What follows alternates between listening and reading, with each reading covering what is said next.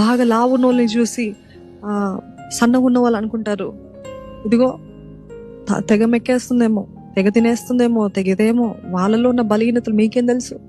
చాలా మందికి వాళ్ళు తిండి బట్టి వచ్చిన లావు కాదు, బరువు కాదు, బలహీనతలు బట్టి, శరీరంలో ఉన్న రోగాలు బట్టి, వ్యాధులు బట్టి, లేకపోతే మందులు బట్టి, మాత్రలు బట్టి వాళ్ళు ఆ బరువు ఎక్కువ ఉంటారేమో, ఓవర్ వెయిట్ అయి ఉంటారేమో.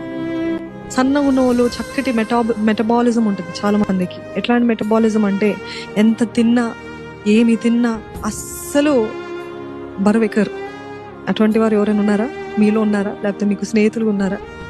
ఎప్పుడు వాళ్ళని చూసి, నువ్వు ఇంత తిన్నా నేను అస్సలు వెయిట్ పెరగవే, నేను కొంచెం తింటే నేను 2 కిలోలు పెరిగిపోతాను. ఎప్పుడు నేను చెప్తా ఉంటాను మా హస్బెండ్కి, అదే రాజుగారికి ఎప్పుడు చెప్తా ఉంటాను, మీరు ఎంత తిన్నా అసలు he can eat anything but he will not put on మీ. మీరు ఎంత తిన్నా నేను మాత్రం తూచి అన్ని ఆలోచించి ఇదింత అదింత అని పోర్షన్ కంట్రోల్ ఇవన్నీ చేస్తా, నేను అంత లిమిట్ చేస్తా, అస్సలు నా వెయిట్ అలాగ దిగదు. మీది ఏంటంటే I realized I didn't understand then, but I realized I have an issue with this. It's called, I don't want to tell it, but అది ఉందని నాకు తెలుసుకున్నాను. And I got treated for that.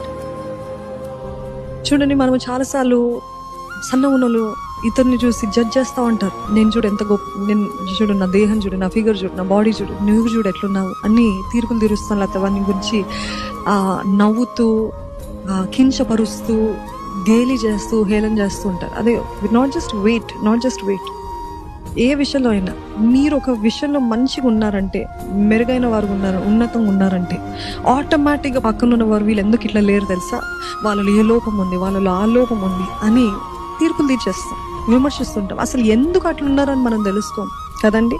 చూడండి, అందుకే దేవుడు హీస్ సో మర్సిఫుల్. మనుషులేమో వాళ్ళు ఎట్లున్నారో చూస్తారు, కానీ దేవుడు అలా అసలు ఎందుకు అట్లా చేస్తారు, ఎందుకు అట్లున్నారు అని చూస్తారు. అర్థమవుతుందండి?